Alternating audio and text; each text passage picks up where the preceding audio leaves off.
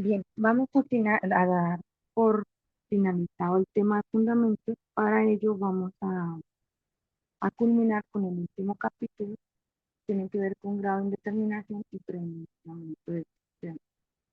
Que ya en el transcurso del curso hemos visto cargas, hemos visto acciones que se le ejercen a la estructura.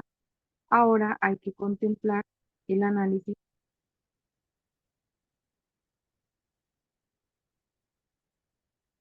de acción-reacción.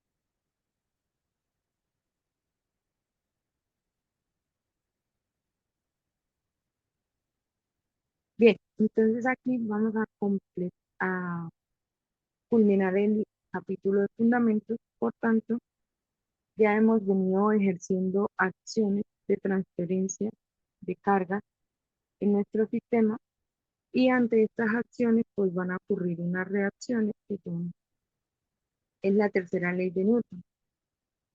Entonces, a toda acción corresponde una acción de igual magnitud pero en sentido contrario, de tal forma que en el equilibrio de sumatoria de fuerzas eh, verticales y horizontales junto con momentos no sean nulos. Entonces aquí vamos a evaluar el grado de indeterminación. Recordemos que según el grado de indeterminación podemos evaluar la estabilidad, y se presentan diferentes grados de indeterminaciones en un sistema. Por ejemplo, podemos tener eh, grados de indeterminación debido a la estática, en donde a partir de las ecuaciones del equilibrio podemos satisfacer el requisito de ecuaciones. Entonces podemos contemplar un número de reacciones y a partir de las ecuaciones de equilibrio obtener las ecuaciones que me relacionen esas reacciones o incógnitas. Aquí se entiende a las reacciones como las incógnitas de nuestro sistema, ya que hay una acción, nos hace falta encontrar la reacción. Y bajo las ecuaciones de equilibrio tenemos el número de ecuaciones. Entonces aquí estamos identificando que dadas las ecuaciones de equilibrio de fuerzas verticales y horizontales junto con momentos, contemplamos tres. Y para que a partir de la estática nuestro grado de determinación sea isostático, deberíamos contemplar tres ecuaciones, tres incógnitas. Ahora también hay incógnitas por cinemática, pero esto tiene que ver con ecuaciones de compatibilidad. Es donde relacionamos movimientos y funciones de desplazamiento con como ecuaciones adicionales. Cuando no es suficiente o no son suficientes las ecuaciones de equilibrio dadas por la estática, tenemos que recurrir a ecuaciones de compatibilidad. Esto sería relacionando las ecuaciones de frontera o las funciones de frontera con respecto a los desplazamientos, porque sabemos que dado una condición frontera, como lo es un apoyo simple, podemos relacionar que su rotación es diferente de cero y que su desplazamiento vertical y desplazamiento horizontal son equivalentes a cero. Entonces eh, nuestra ecuación de compatibilidad sale de unas funciones relacionadas al desplazamiento. Ahora, por leyes de comportamiento, eso tiene que ver con las leyes constitutivas, que es la interpretación de la respuesta de los materiales, la elasticidad y la resistencia, como por ejemplo recurrir a formulaciones de ley de Hooke, ¿sí? Que nos permita relacionar eh, estas funciones de ecuaciones constitutivas para obtener unas ecuaciones adicionales que ya no cubren las ecuaciones de equilibrio ni las ecuaciones de compatibilidad.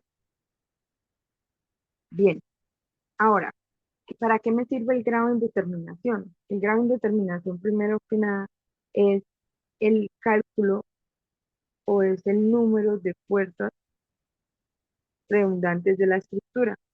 Es decir, el número de fuerzas incógnitas independientes que no pueden determinarse mediante las ecuaciones de equilibrio de estructura, dado que el número de incógnitas estáticas excede el número total. Aquí estamos hablando del grado de indeterminación. Estático, estamos hablando de un sistema hiperestático, y en este lo que hacemos referencia es que el número de incógnitas, que serían las reacciones, es mayor que el número de ecuaciones de la estática. Entonces ya no son suficientes la sumatoria de fuerzas verticales y horizontales, sino tenemos que recurrir a formulaciones relacionadas con la cinemática, que puede ser con respecto al desplazamiento o por leyes constitutivas, que podría ser desde la teoría de la elasticidad. Entonces, el número total de incógnitas estáticas se obtiene sumando las incógnitas externas y las internas. Anteriormente, cuando ustedes estaban viendo estáticas, efectos de estática, únicamente relacionaban las formulaciones internas, las formulaciones externas. Estas formulaciones eran suficientes con sumatoria de fuerzas verticales e identificar las verticales, horizontales y de momento identificar las condiciones de frontera en el apoyo y de hasta hacer el respectivo diagrama de cuerpo libre. Actualmente, ya como podemos encontrarnos con situaciones de hiperestática, tenemos que identificar si nuestra estática se presenta tanto externamente como internamente. Tenemos que evaluar las dos condiciones.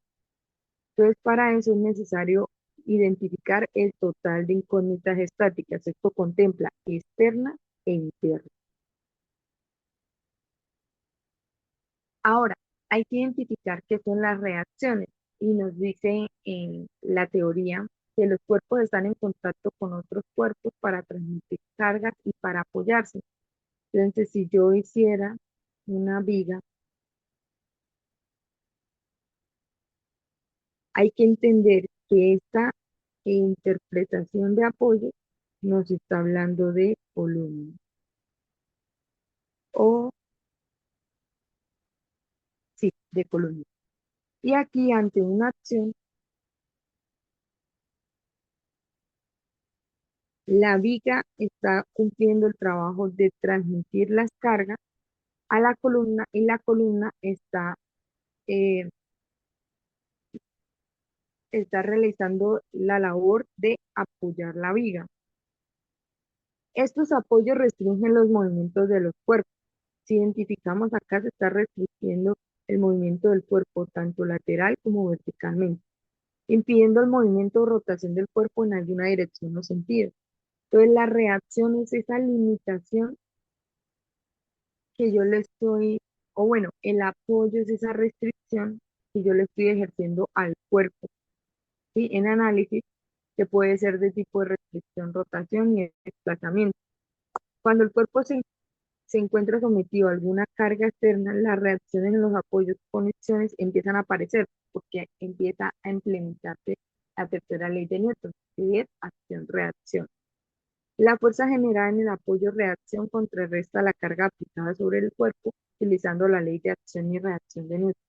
Para cumplir con esto se utiliza la primera ley de Newton, que sería el equilibrio estático. Entonces acá sumatoria de fuerzas en X, Y y Z, junto con momento en X, Y y Z, debería ser igual a cero. Para eso hay que identificar las posibles reacciones que se pueden presentar en un cuerpo dependiendo de su apoyo. Entonces, para el caso de rodillos o balancines o superficies sin fricción, yo no estoy generando una reacción en contra del movimiento. Por tanto, la reacción únicamente es de tipo normal, de tipo de contacto. Contacto entre superficie y apoyo, superficie y apoyo, superficie y apoyo, superficie y apoyo. Esta es la reacción típica que nosotros conocemos en física mecánica como la normal. Ahora, para el caso de un cable, ya sabemos que en el caso de un cable o un eslabón, las reacciones, las fuerzas son axiales al elemento porque son elementos axiales, son axiales al elemento, van en dirección al su eje axial y únicamente debe ser con respecto a ese eje. Ahora, Collarín y Balancín es sobre barra sin fricción y perno sin fricción. Digamos, la reacción que se forma es respecto a la perpendicular del eje en donde se puede eh, generar el movimiento de ese balancín. Entonces, como esta barra, el movimiento de este collarín es axial a la barra, pues debe ir perpendicular a la barra en la que se está generando ese movimiento axial del collarín. Entonces se debe formar 90 grados con respecto al eje de movimiento. Cuando tenemos un perno sin fricción, articulación o bisagra, pues ya sabemos que en ese sentido estamos limitando tanto la reacción lateral y vertical, ¿sí? Y estamos permitiendo la rotación porque esta barra puede rotar en cualquiera de las direcciones con respecto al eje saliente de acá. Entonces es un perno sin fricción, articulación o bisagra. Lo único que estoy restringiendo es el desplazamiento lateral y el vertical, pero la rotación la estoy permitiendo, al igual de a este. Al tener superficie rugosa le estoy implementando fricción. Recordemos que cuando un cuerpo tenía normal y su superficie era rugosa, pues tenía una reacción en contra del movimiento ejercido, que es esta que vemos acá.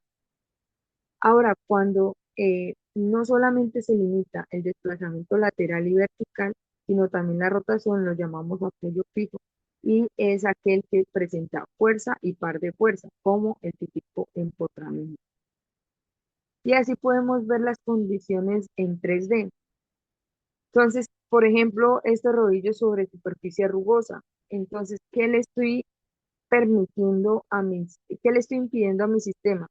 El desplazamiento en Y, el desplazamiento en el eje ortogonal al plano en el que sí vemos acá, y, pero no le estoy restringiendo el desplazamiento en el eje de acción. Es decir, yo le estoy permitiendo a este rodillo que él se desplace sobre ese riel. Entonces, por eso no hay reacción acá, porque no estoy oponiendo al cuerpo. Caso contrario a esta rótula, que efectivamente se impide la rótula dentro de esta cuenca el movimiento tanto vertical como cualquiera del plano lateral, ¿sí? Y así podemos seguir con los demás sistemas. Por ejemplo, si vemos el pasador y méntula, sabemos que efectivamente no va a haber desplazamiento en ninguno de los ejes porque estas platinas lo están limitando, pero que sí va a haber la rotación con respecto a este eje. Entonces, por eso, en esta dirección X, que sería este plano, este eje no se estaría permitiendo no se estaría restringiendo la rotación con respecto a ese eje, por eso no hay momento.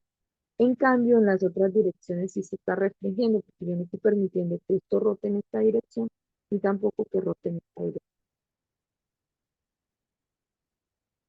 Bien, los podemos identificar en la vida real. Afortunadamente, las estructuras metálicas son más perceptibles que en las de concreto, dado que sí son tal y como los identificamos en los libros. En el concreto es muy difícil identificarlos, ya que por la, digamos, impresión del concreto o el vaciado del concreto entre los elementos, no se identifica fácilmente la unión, sino únicamente antes de vertir el concreto. Entonces, en el caso de acero es mucho más fácil identificarlo. Por ejemplo, aquí podemos irnos a esta deslizadera y hace referencia a que tenemos cuatro reacciones, porque es que si vemos el eje, sí se está permitiendo la rotación, ¿sí? Sí se está permitiendo y se está permitiendo también el desplazamiento, porque acá pues está lubricado.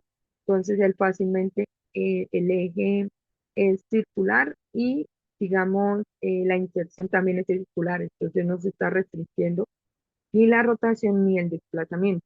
Por eso vemos que las reacciones son cuatro: uno, dos, tres, cuatro. Dos de momento, dos de fuerza y 2 grados de libertad, que hace referencia al grado de libertad, a los ejes o los movimientos de desplazamiento y rotación no restringidos. Entonces yo acá estoy no restringiendo la rotación en el eje X, si llamara esto como X, ni tampoco estoy restringiendo el desplazamiento en el eje X.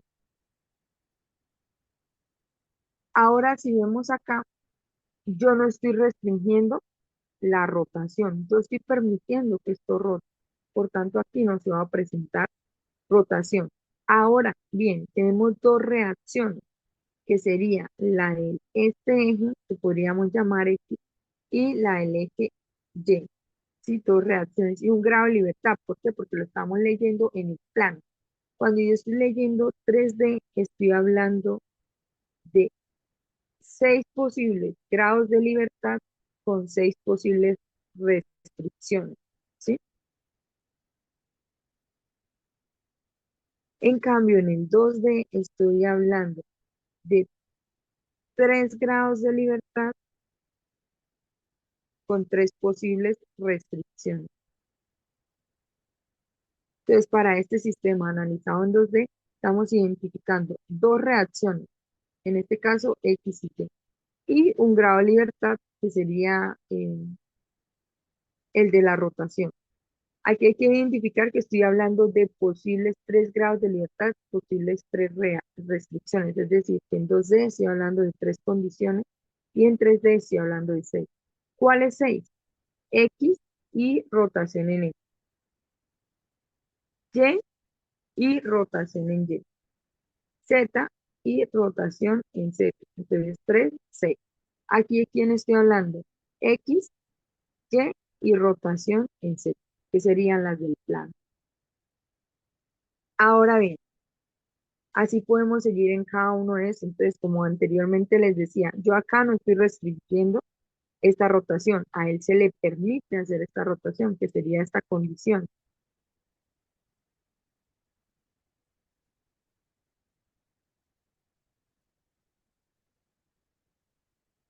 Sería esta condición. Entonces, para el caso del cojinete, no estamos restringiendo la rotación en su eje, que sería en este sentido. Entonces, este sería el eje, que sería este. Entonces, la rotación en ese sentido nos está impidiendo, por tanto, no hay momento en ese eje. ¿Cuántas reacciones tenemos? 5. 1, 2, 3, 4, 5. ¿Cuántos grados de libertad? 1. Este número de reacciones más el número de grados de libertad me tiene que dar 6 en el sistema 3D. En el sistema 2D, que es el que vemos acá, efectivamente en las reacciones más el grado de libertad me tiene que dar 3. Y aquí lo mismo, las reacciones más el grado de libertad en un análisis 3D me tiene que dar 6. 4 más 2, 6. Y así podemos seguir en cada uno de estas condiciones, cada uno de estos análisis de estas figuras que vemos acá en la diapositiva, y así sucesivamente. En la vida real son fáciles de identificar. Por ejemplo, aquí en esta conexión, vemos que estos ángulos me están impidiendo la rotación del sistema. Entonces yo ya sé que en este plano, en este eje de acá, yo ya estoy impidiendo la rotación. También que me están impidiendo el desplazamiento vertical. También que me están impidiendo el desplazamiento lateral. Entonces aquí prácticamente que esta conexión, al identificar este tipo de perno, me está restringiendo a esta viga desplazarse en esta dirección, me está impidiendo también estos ángulos desplazarse en la dirección vertical y también estos ángulos me están impidiendo la rotación. Entonces aquí esta viga se encuentra restringida en sus 3 grados de libertad posibles en el plano.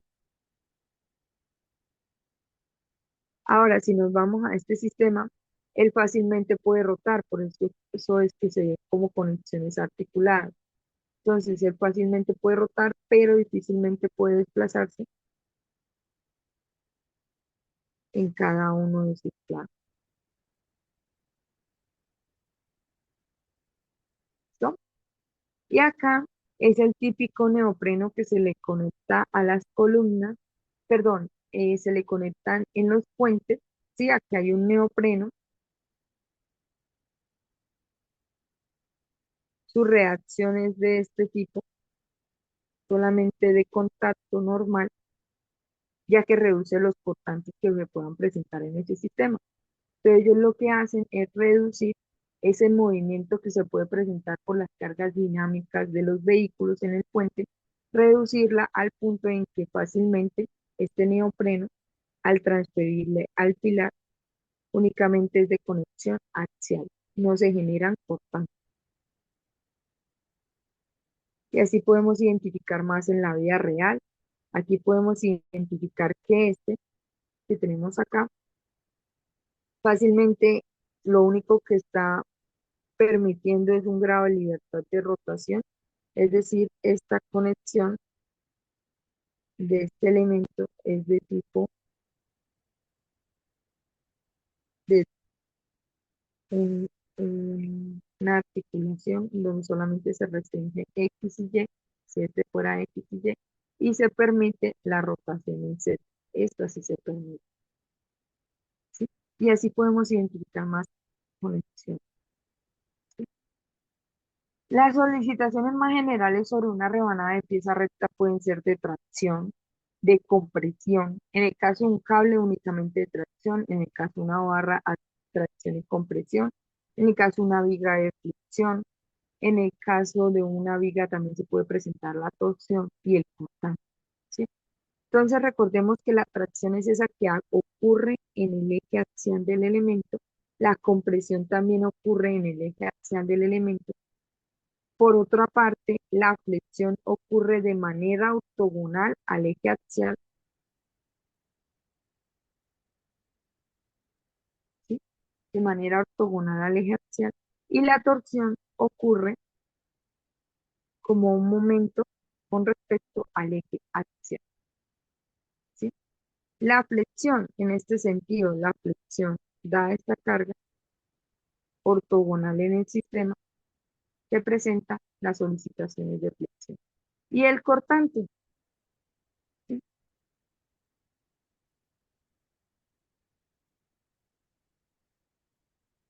Bien, ahora, los grados de indeterminación. Anteriormente se calculaban número de incógnita con número de ecuación.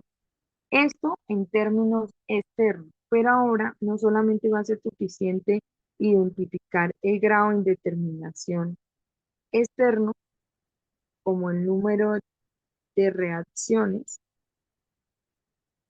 menos el número de ecuaciones de la estática, que actualmente son tres, o bueno, son tres ecuaciones de la estática, sino ahora va a ser necesario identificar el grado de indeterminación de fuerza interna.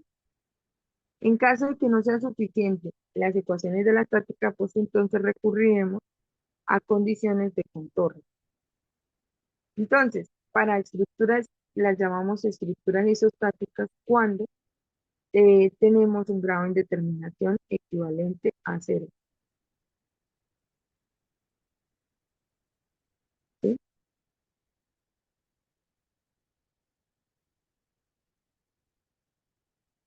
Cuando nuestra condición es de grado de indeterminación igual a cero. ¿Y esto qué me dice? Que solamente son necesarios el uso de ecuaciones de la estática. ¿Por qué? Porque aquí estamos diciendo que al contemplar tres ecuaciones de la estática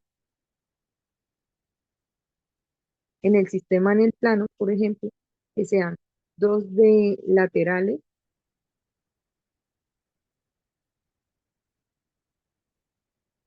de desplazamiento y uno de rotación. Para el sistema 12 y 6 ecuaciones estáticas para el sistema 3D, ¿sí? Y aquí decimos que solamente es estáticamente determinada por esa condición, de que solamente con las ecuaciones de las estáticas es suficiente determinar. Ahora, hiperestática es cuando identificamos un grado de indeterminación mayor que cero y es que es estáticamente indeterminada. Es decir, no es suficiente con las ecuaciones de la estática, sino que hay que recurrir a unas condiciones de compatibilidad, que serían las de desplazamiento o de leyes de comportamiento como las constitutivas. Y las hipostáticas, como bien dice su nombre, es grado de indeterminación menor que cero. En este caso, la estructura es inestable. Contamos con más ecuaciones que el número de reacciones. Por tanto, el sistema se encuentra en inestabilidad y hay que recurrir a estabilizarlo. ¿Cómo? Por ejemplo, esta condición. El sistema es inestable. Se está permitiendo el desplazamiento lateral en cualquiera de sus sentidos. Entonces, el sistema, para que se vuelva estable, tendríamos que recurrir a una condición de contorno que me garantice la estabilidad. Entonces, estas dos primeras condiciones, isostático e hiperestático, me está hablando de estable, sistemas estables. Lo único es que cambia su interpretación, su análisis, su cálculo, pero en un sistema hipostático ya nos está hablando de que es inestable y es necesario recurrir a estabilidad. Este sistema no se permite dentro de los análisis. Entonces, estas dos condiciones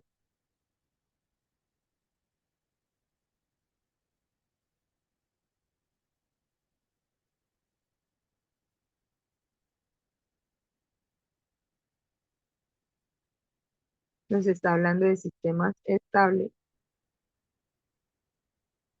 y este nos está hablando de sistemas inestables. Muy bien. Ahora, hay diferentes configuraciones, de diferentes formulaciones que se pueden encontrar en la literatura con respecto a estos grados de indeterminación. Pero hay que entender que ahora no solamente va a ser importante identificar los grados de indeterminación externos, sino también los internos, porque se puede presentar que el sistema sea estáticamente determinado a nivel externo, pero cuando querramos recurrir a las fuerzas internas del sistema, sea impedido calcularlas porque era indeterminado internamente.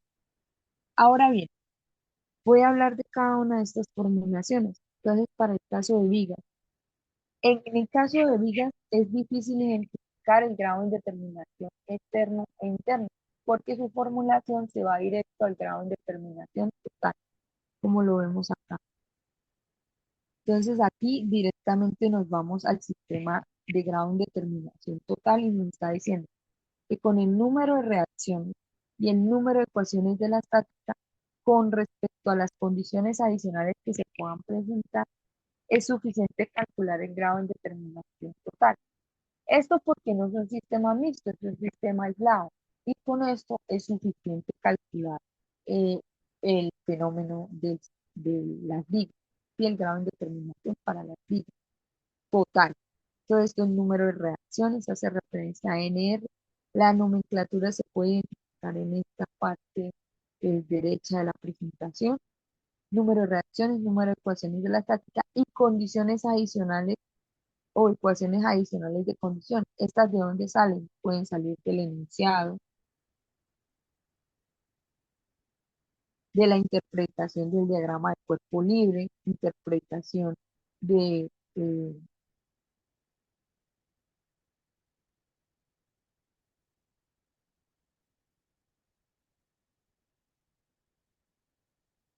interpretación del enunciado, de interpretación del diagrama de cuerpo libre o de la OI. Y el grado de libertad hace referencia a tres: número de nodos, número de reacciones. Ahora se pone más interesante con respecto a las armaduras. En esto efectivamente se debe identificar el grado de determinación interno y el grado de determinación externo. ¿Y qué es el grado de indeterminación total? La suma de estos dos grados de indeterminación. Para la condición de número de reacciones, entonces para la condición de acá, grado de determinación externo para la armadura. ¿Qué me está diciendo? El número de reacciones que se presenten en la armadura menos el número de ecuaciones de la tabla. Si ustedes se dan cuenta, el grado de determinación externo es lo que ustedes han venido trabajando en esta número de reacciones menos número de ecuaciones de la tabla, ¿sí? Y condiciones adicionales que se puedan presentar. Pero el grado de determinación externo siempre tiene que ver con eso. En otro lugar, el grado de determinación interno tiene que ver con la condición natural de ese tipo de sistema. Por ejemplo, la armadura, si yo tomara un elemento aislado, ese elemento aislado tiene una carga axial, ¿cierto? Su posibilidad de fuerza es de tipo axial y sus condiciones externas en los nodos por las articulaciones son de este tipo. Entonces, eh, ¿qué significa esto? Número de elementos. Entonces aquí dice número de elementos. ¿Por qué NE sin ningún coeficiente al lado? Porque es que solamente hay una fuerza que se puede presentar por cada elemento. ¿Cuál es? La axial. Entonces el grado de indeterminación interno sería una fuerza posible que sería la axial por cada elemento que se pueda presentar en un elemento, en una armadura. Ahora, menos 2 por el número de nodos, porque en cada nodo se están presentando dos reacciones. Entonces, por eso dice menos 2 veces el número de nodos, ¿sí? Más 3, ¿por qué más 3? Por las ecuaciones de la estática. ¿Qué me está diciendo que más 3? Que sería sumatoria de fuerza vertical, sumatoria de fuerza horizontal y sumatoria de momentos. Aquí me está haciendo referencia a estos tres y por eso cuando tengo 3D ya me está hablando de más 6. ¿Sí? Y identifíquese que en el 3D, obviamente, el único fuerza que se va a presentar en cada uno de los elementos de armadura es de tipo axial, por eso uno. Pero en esa condición, en una barra, bajo los ejes X, Y, Z, va a presentarse las reacciones en los tres sentidos de tipo translacional. ¿Sí? Entonces, por eso dice 3 por cada nodo, porque esto va a ocurrir en este nodo superior, este nodo superior y el nodo inferior. Ahora veamos el caso de Marcos.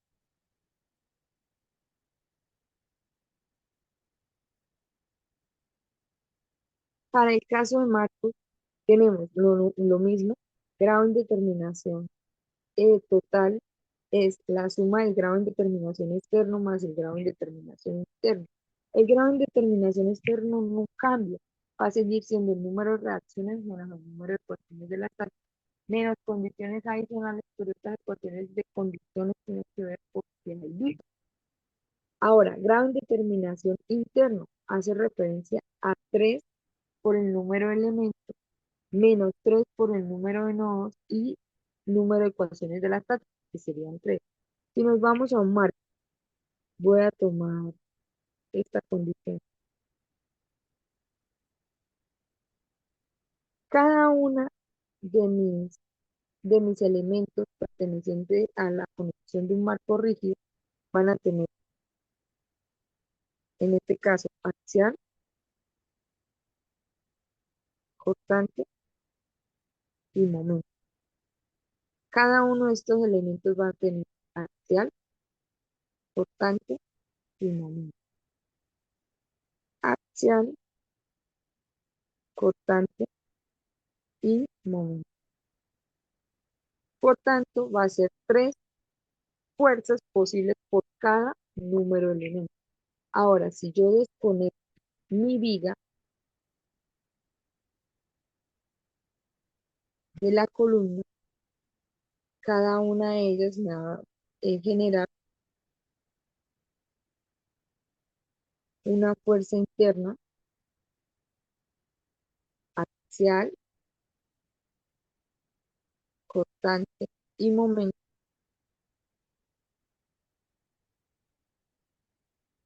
en cada uno de sus nodos.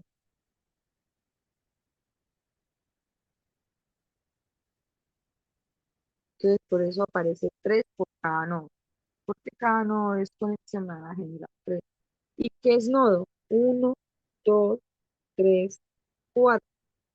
¿Que por qué no conté este y este si son al dividirse 2? No, si son 2, al dividirse corresponde al nodo de este extremo y este extremo de la barra, pero tienen las mismas condiciones de magnitud, pero en sentido contrario, para que cuando se genere la conexión efectivamente se anule, se genere la fuerza externa dentro del corte. Pero en términos generales, esta barra me está generando las mismas reacciones, pero en sentido contrario, las mismas magnitudes por la cuestión de acción-reacción. Bien, por ejemplo, grado de determinación de viga. Esta es nuestra formulación. ¿También se puede utilizar la formulación de Marco? Sí. Entonces, por ejemplo, yo voy a utilizar la formulación de Marco. Para la formulación de Marcos tenemos grado de determinación externo, es número de reacciones, entonces voy a hacerlo para esta viga. Entonces, número de reacciones, uno, 2, 3, entonces 3, menos número de ecuaciones de la estática, 3. Entonces, estáticamente externa es isostática. Entonces, aquí es isostática. Externamente. Ahora, gran determinación interna.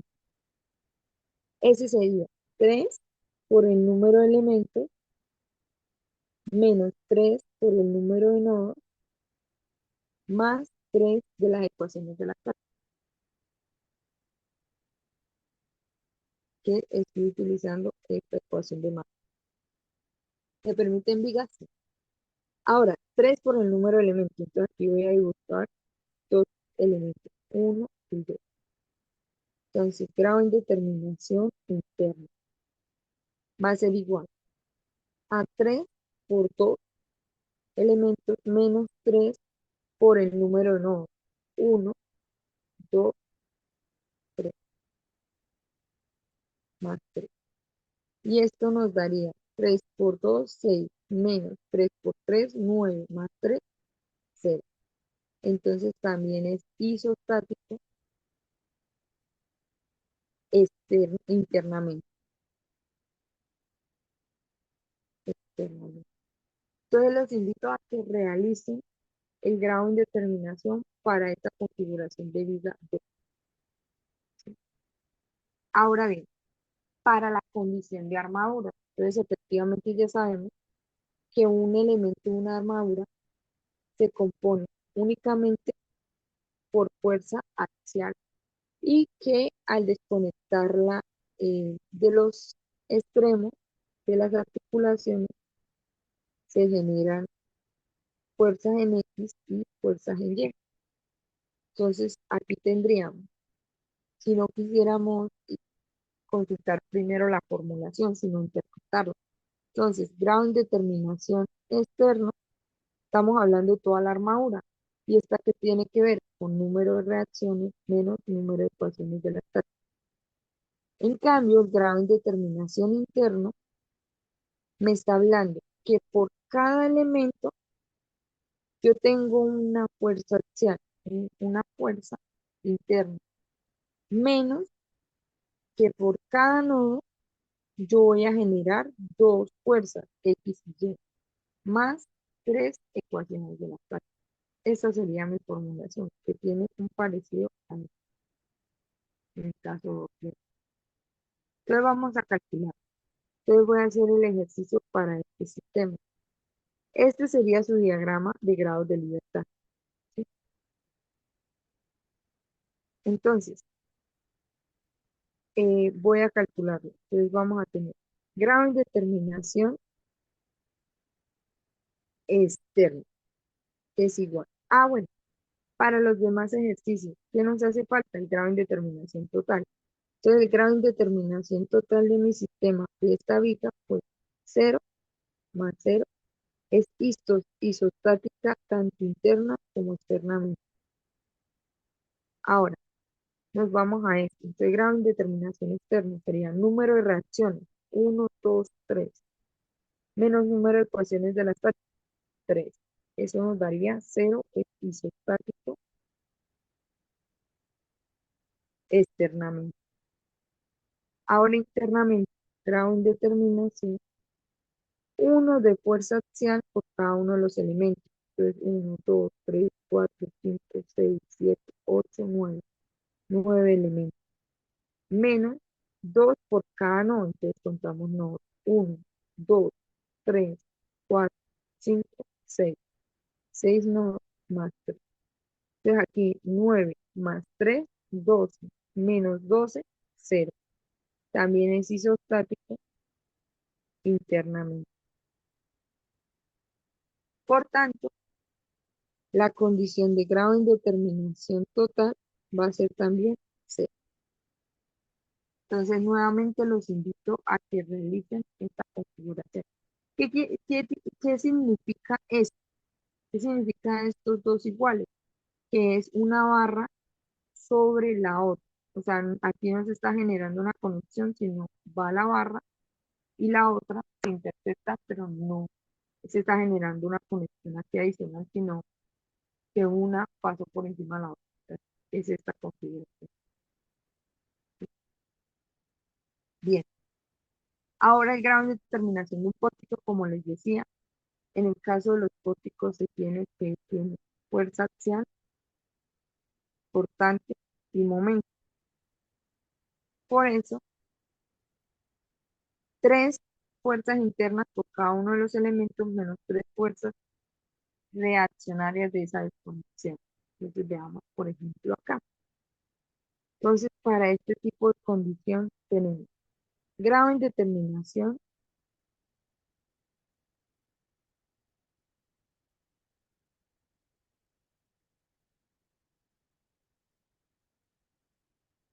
grado de indeterminación externo. Y este tiene que ver con el número de reacciones. Entonces, 1, 2, 3, 4, 5 reacciones menos 3 de ecuaciones de la estática. Eso nos daría 2. Es hiperestática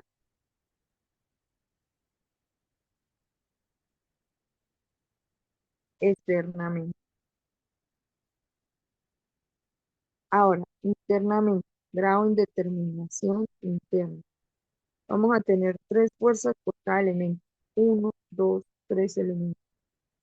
Menos 3 fuerzas reaccionarias por cada nodo. 1, 2, 3, 4. Más 3 de las ecuaciones de la estática, porque estas también se formulan dentro del equilibrio interno. Entonces, aquí tendríamos, ay, aquí tendríamos 3 por 3, 9, más 3, 12, menos 12, 0. Entonces, es isostático internamente. Y el grado de indeterminación total sería igual a 0, a 2, perdón, 0 más 2. Eso nos daría 2. Entonces, el sistema de por sí es hiperestático externamente. Entonces, los invito a que realicen el otro punto. Y bien, así podemos continuar realizando más ejercicios como los propuestos en esta presentación. Y en términos generales, nuestros grados de indeterminación se pueden dar según el temario visto, por estática, por cinemática, perdón, por cinemática. Y en el caso para la asignatura, porque no puse como en los constitutivos, porque esto tiene que ver más adelante con las condiciones de formación que se presenten en la parte de diseño. o en la caracterización de material.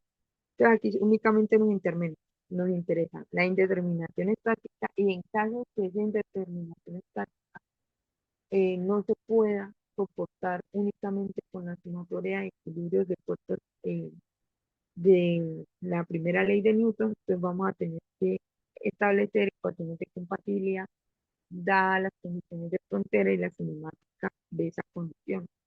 Y ya sabemos que la clasificación de estas estructuras puede ser isostática, donde el grado de indeterminación es igual a cero, y significa que es suficiente con las ecuaciones de la estática. Hiperestática nos está diciendo que no es suficiente con la estática, hay que recurrir a unas condiciones de ecuaciones de compatibilidad de deformaciones, hablando de la cinemática. Y en la condición de hipostática decimos que es un sistema inestable es inestable para el sistema y debe ajustarse a las condiciones de apoyo. Es decir, se debe llevar de un grado de indeterminación menor a cero a uno mayor o a uno igual. ¿Sí?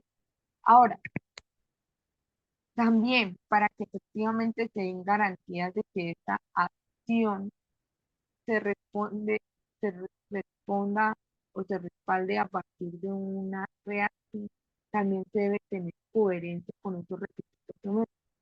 Si nosotros nos damos cuenta en este sistema, pues hay una compatibilidad entre la sección de viga y la sección de columna, entendiéndose que la columna es el apoyo de la viga, pues no se debe presentar este tipo de escenario, en donde difícilmente se pueda interpretar que la columna está soportando la viga. De hecho, en esta condición se puede identificar que no la está soportando, porque esa relación geométrica de aspecto no es coherente. Entonces aquí estamos hablando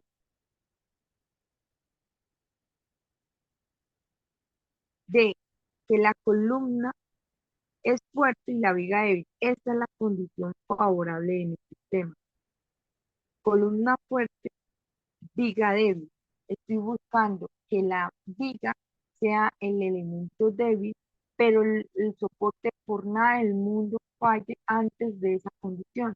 En cambio, en esta situación estamos identificando que la columna es débil y la viga fuerte. Significa que el primer elemento en fallar va a ser la columna. Y esta es la condición de apoyo de la viga. Si falla la columna, inmediatamente va a fallar la viga porque cayó en una inestabilidad su apoyo. Su apoyo no le está brindando esa estabilidad, la está llevando a una inestabilidad.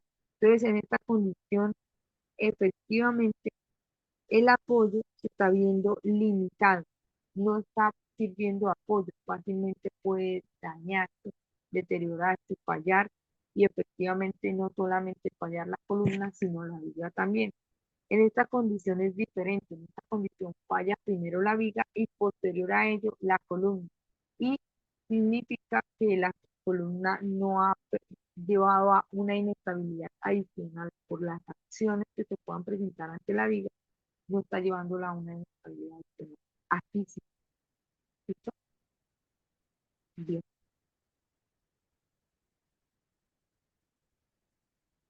Ahora, ¿qué condiciones se deben cumplir con respecto a los requisitos de las columnas? Nos dice el C21611. La dimensión menor de la sección transversal, medida en una línea recta que pasa a través del centro de geométrico, no debe ser menor a 300 milímetros. Las columnas en forma de T, C o I pueden tener una dimensión mínima de 0,25 metros, pero su área no puede ser menor a 0,09, que es la operación entre 0,3 y 0,5. Aquí, ¿qué nos está diciendo? Si yo dibujara una sección de columna de este tipo, nos está diciendo que la medida transversal en una línea que pasa a través del centroide geométrico, aquí estoy haciendo el centroide geométrico, esas son las dos líneas. Entonces me está diciendo que el corte de este punto a este punto no puede ser menor a 300 milímetros, ni tampoco el corte de este punto a este punto no puede ser menor a 300 milímetros. Entonces dice, la dimensión menor de la sección transversal, sea donde sea, en la dirección eh, X, si esta es la X o la dirección Y, medida en una línea recta que pasa a través del centro del eje geométrico, no debe ser menor a 300 milímetros. Y en el caso de la columna T, se puede presentar una dimensión menor a esos 300 milímetros, como lo pudiera ser 250 milímetros, pero su área no puede ser menor a 300 milímetros. Es decir, que en una columna la dimensión mínima es de 300 milímetros.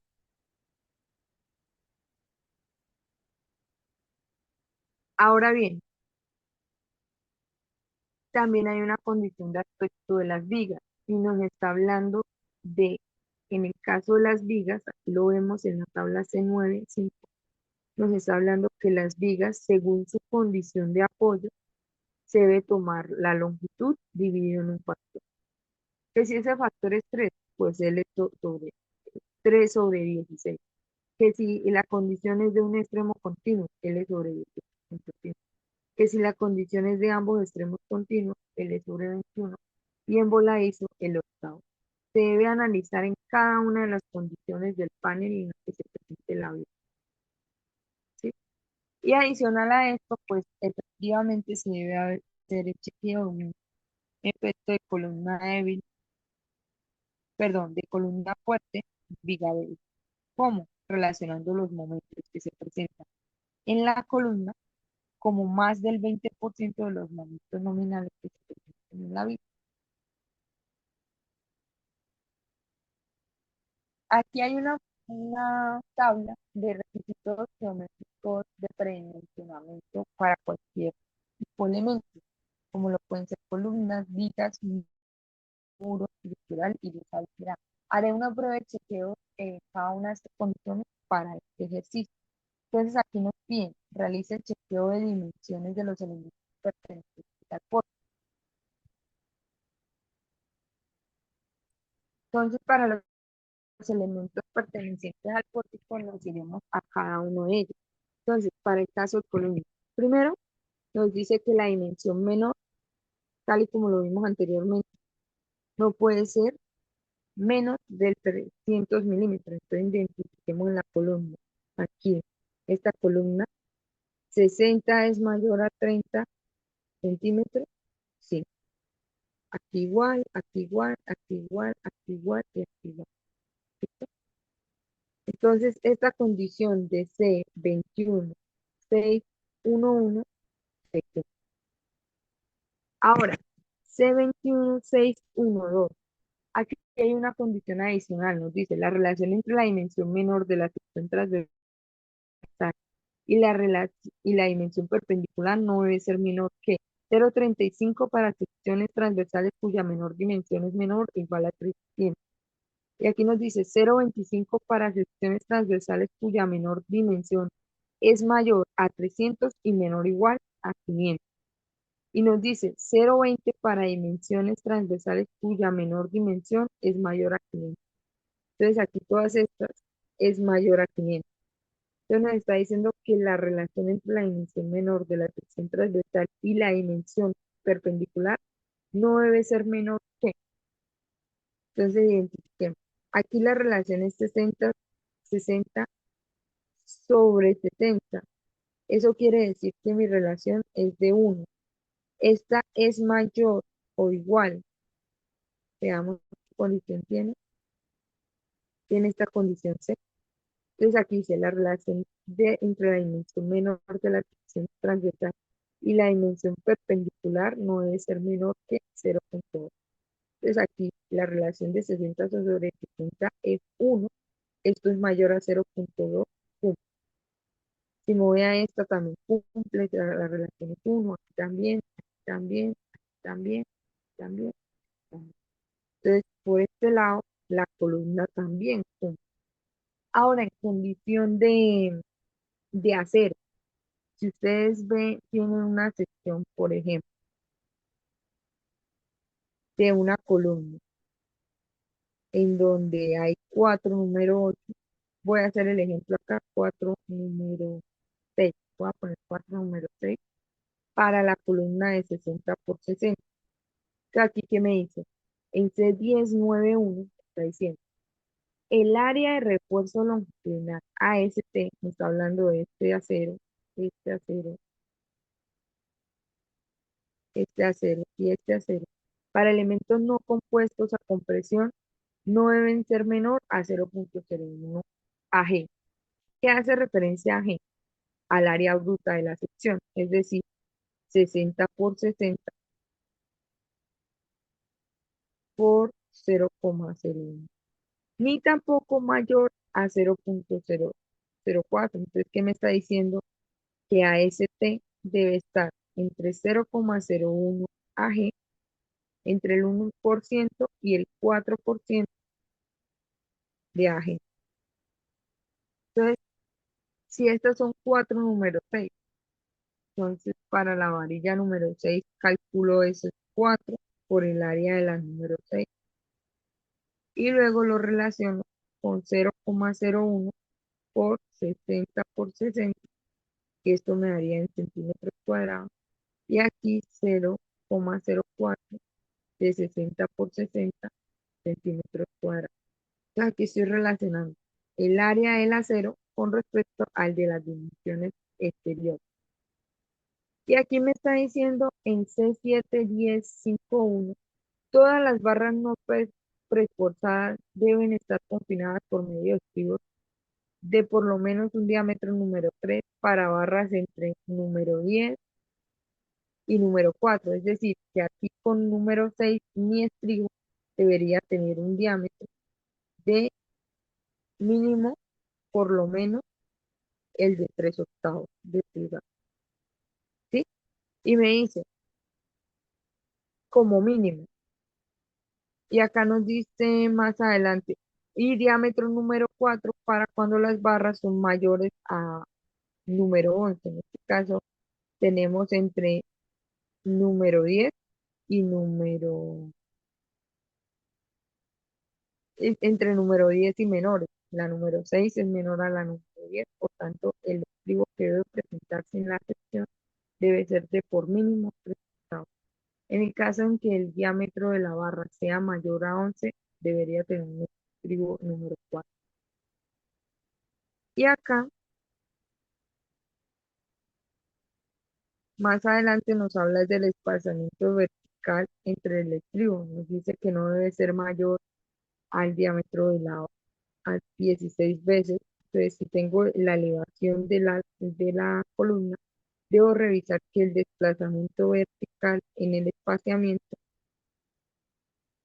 vertical de los estribos no debe ser mayor a 16 veces el diámetro de la barra longitudinal, que sería nuestro, y 48 diámetros de barra o alambre de los estribos, es decir, 48 veces el diámetro del estribo, o la menor dimensión del elemento sometido a compresión, o la dimensión mínima.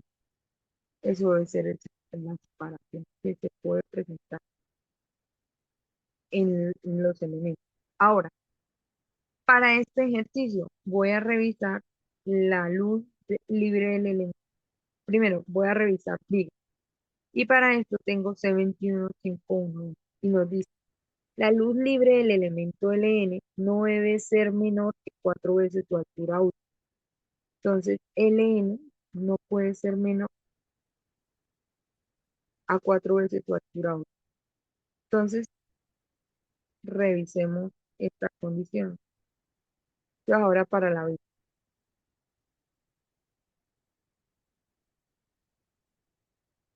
Entonces, voy a decir que estoy en este nivel. Ah, bueno, ambas son de altura 50. Entonces, aquí yo voy a revisar. Primero, que la altura es 50 centímetros. Entonces, 4 veces 50 sería 4 veces 50, 200 centímetros. Eso quiere decir que son 2 metros. Entonces, aquí nos dice, la luz libre del elemento no debe ser menor a 4 veces. Entonces, todas estas deben ser mayores a 2 metros. Ojo, esta condición Ln nos está hablando y ya hemos hablado de Ln como la luz libre del elemento. Entonces es con respecto a la cara del apoyo. No debe ser menor que 4 veces su altura.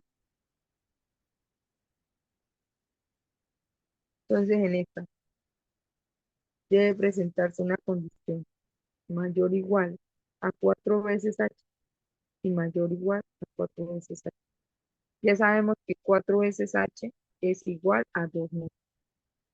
Entonces, esta condición cumple, esta condición cumple. Tener en cuenta que esa condición se evalúa entre apoyos. La parte voladizo, la condición de voladizo es una condición desfavorable y se limita a una longitud que no me genere desplazamientos excesivos en el extremo libre, que es una de las condiciones que puede afectarme el elemento. Entonces, este 4H se evalúa entre elementos.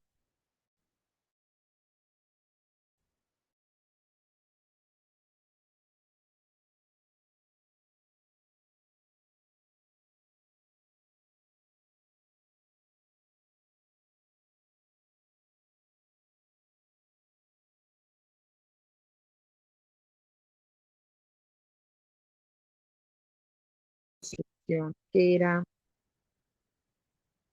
35 por 50.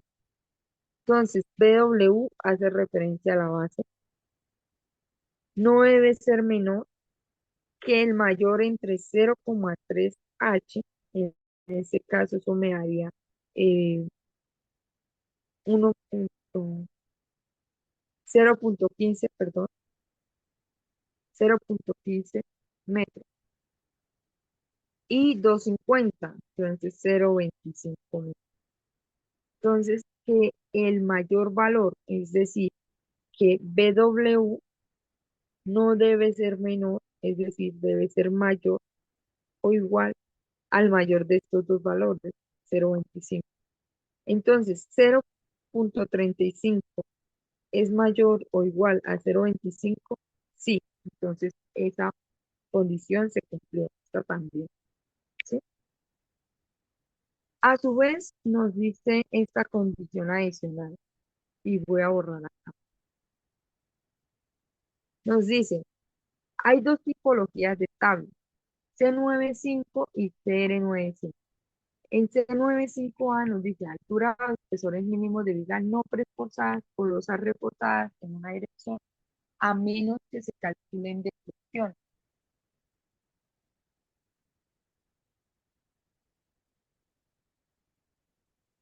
Entonces, esto es espesores mínimos. Si yo voy a calcular destrucciones, debo utilizar este paso. Si me voy a saltar el cálculo de deflexión, aquí nos dice alturas o espesores mínimos recomendados para vigas no reforzadas o losas reforzadas en una dirección que soporten muros divisorios y particiones frágiles susceptibles a dañarse debido a deflecciones grandes. Es decir, las condiciones de porte. Yo no voy a controlar deflección. Utilizo esta tabla. Voy a hacer uso de cualquiera de las dos. Para el caso de nosotros que calculamos deflexiones y nuestros ejercicios de cálculo de flexiones, utilizamos C9 5A. ¿Listo? Y ahora, si yo estoy estableciendo que mi sistema es un sistema cortico resistente a momentos en donde las particiones son frágiles y son susceptibles a dañar, también puedo utilizar eso. ¿Quién me respalda eso? La interpretación del análisis que voy a realizar. Aquí nos dan unos valores dados en esta tabla, se deben usar directamente en elementos de concreto de peso normal y de refuerzo 420. Y acá hay unas formulaciones en el cambio de estas condiciones. Entonces, voy a traerme la viga. No voy a traer esta condición. 1, 3, 5, 3, 5 y 1. Entonces, aquí voy a dibujar mi viga y voy a hacer esta condición.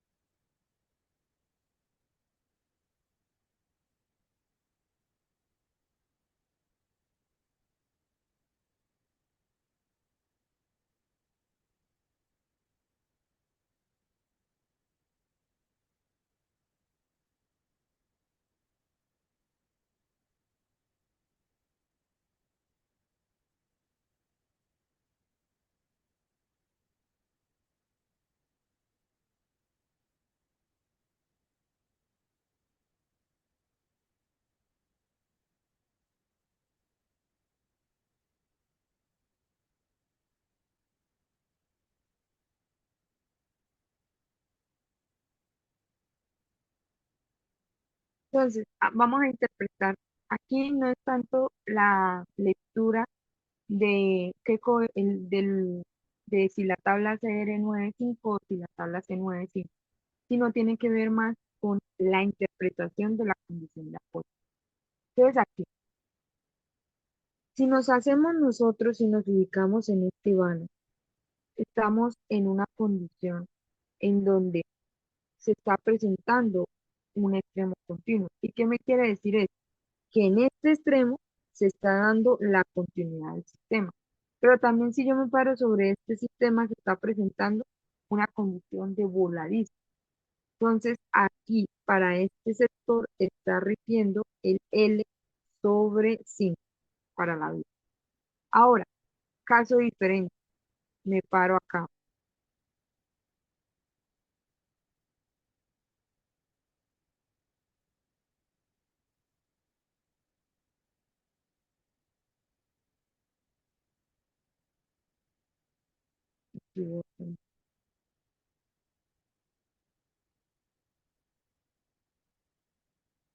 Bueno, esto hasta acá.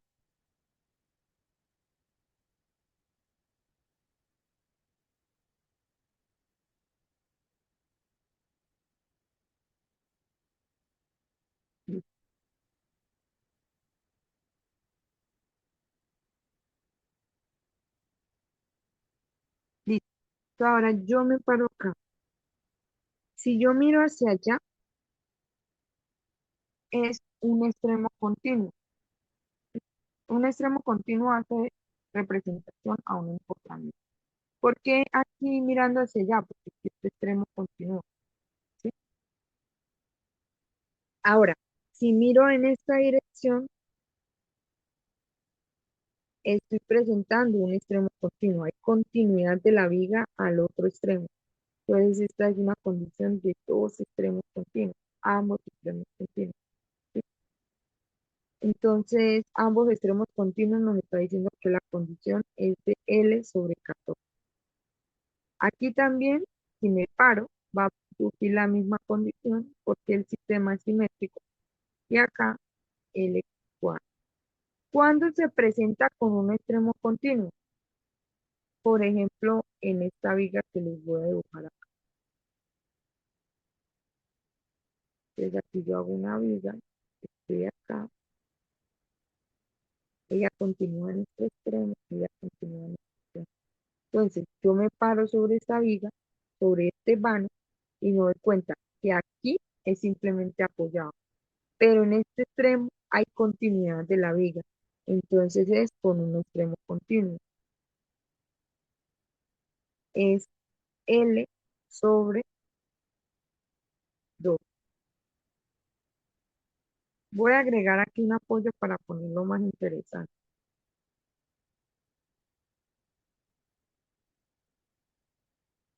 Entonces, si yo me paro sobre ella, ah, entonces aquí. Entonces, si me paro sobre esta, ya sé que es un L sobre 12, porque es un apoyo normal y en el otro extremo hay continuidad. Ahora, si me paro sobre este, ¿sí? Tengo un extremo continuo en este extremo y un extremo continuo en este extremo. Por tanto, es ambos extremos continuos, L sobre 14. Y en esta condición es efectivamente un voladizo, L sobre 5. ¿Cuál evalúo? Pues no es natural que se prefiera dimensiones de altura de viga variable, ¿sí? Que es preferible una sección continua para ambos. Entonces, ¿qué hago? Evalúo la altura mínima para esta condición, porque eso es lo que me dice la tabla, espesor mínimo, la altura mínima de mi viga para esta condición y la altura mínima de esta. ¿Y cuál tomo? La máxima entre las mínimas de esta, porque es el caso más desfavorable. Por ejemplo, si esta me dio 30, esta me dio 20 y esta me dio 25, me está diciendo que la altura mínima es el mínimo entre 30, perdón, la altura mínima es el máximo, la altura mínima de toda mi sección es el máximo entre 30, 20 y 25. Porque el máximo, que si tomo 30, cumplo con el mínimo de acá, el mínimo de acá y el mínimo de acá. Entonces la altura mínima va a ser el máximo de la que le pongo. Puede evaluarse con este término y con este término dependiendo del objetivo al que voy dirigido en un año. Bien, ahora, para entrepisos ocurre lo mismo. Entonces ahora vamos a identificar y esto espero que ustedes lo analicen con CO813.1. Entonces nos dicen la porción vacía en situ de la losa superior no debe tener al menos 45 milímetros de espesor. Es decir, que en una losa ligera la torta superior debe ser mayor o igual a 45 milímetros, pero esta no debe ser menor a 120 a 1/20 de la distancia libre entre los nervios, es decir, de ese tercero, ¿sí? Entonces esta altura debe ser mayor a 45 milímetros y a 1/20 de la separación libre. Nos dice el espesor de la losa de concreto vacía in situ sobre aligeramientos permanentes de concreto, de arcilla cocida o plaquetas fabricadas en el caso de las personas que tengan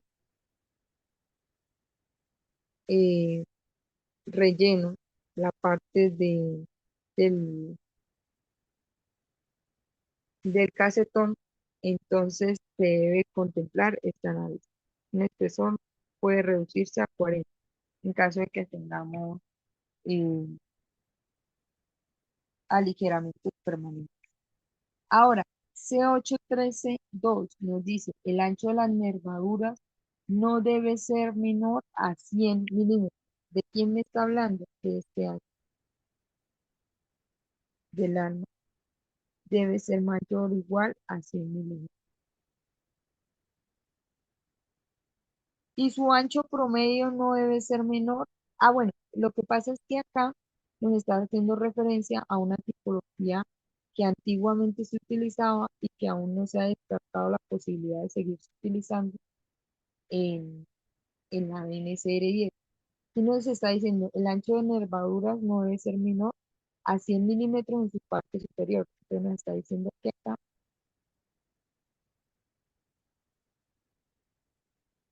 debe ser mayor o igual a 100 milímetros.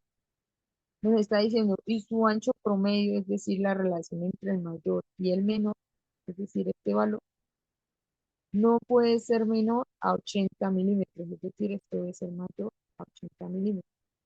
Y debe tener una altura no mayor, si esto en promedio es 80, esto debería ser 60 milímetros como mínimo, pero el inferior, en una condición trapezoidal. Nos dice, y debe tener una altura no mayor a 5 veces su ancho promedio. Entonces aquí a 5 veces su TW promedio. Es decir, que esta condición se puede llevar a 100 milímetros o mayor o igual a 80 milímetros. ¿Sí? Esta condición, según la norma. Pero su altura total, aquí nos está hablando de altura total, debe ser 5 veces el ancho promedio. Ahora, para los anervados en una dirección, la separación máxima entre nervios medida de centro a centro no puede ser mayor a 2,5 veces. Entonces, esto debe ser menor o igual a 2,5 veces el espesor total de la losa, sin exceder 1,2 metros. ¿Sí? Para los anervadas en dos direcciones, la separación máxima entre nervios medida de centro a centro no puede ser mayor a 3,5 veces el espesor total de la losa. Esto para una dirección. Y para dos direcciones nos está diciendo que no puede ser menor a 3,5 el espesor total sin exceder 1,50. ¿Sí? Ahora, C813-1, perdón, 3-1 nos dice, cuando se trate de losas nervadas en una dirección debe colocarse viguetas transversales de repartición con una separación libre de 10 veces el espesor total de la losa sin exceder 4. Esto aquí hace referencia a que si nuestro panel, por ejemplo, aquí tuviéramos una excedencia de 4, es decir, 5 metros, pues tenemos que asignarle una vigueta transversal. Usualmente, aquí nos dice a 10 veces el espesor de 10 veces el espesor total de la losa. Entonces aquí se pone a 10 veces el espesor total o en algunas condiciones se lleva a ese L dividido en 2, ¿sí? Con tal de no superar este 10 veces H total. Entonces los invito a que con esta interpretación, cada uno de estos numerales, incluyendo la tabla C95 y CR95, aquí nos está hablando de C95 a esta tabla y a esta tabla, ya que ella hace referencia a losas macizas en una dirección y a losas nervadas en una dirección. Entonces hacemos el mismo interpretación de la ubicación del panel y el tipo de losa en una dirección sea maciza o ligera. Y acá en losas nervadas nos está hablando de altura total, es decir, estamos incluyendo torta superior y vigueta. Esto es altura total. ¿Listo? Entonces los invito a que revisen este numeral y lo implementen al ejercicio que se encuentra presentado en esta diapositiva de frente. Listo, esto sería todo por fundamentos teóricos.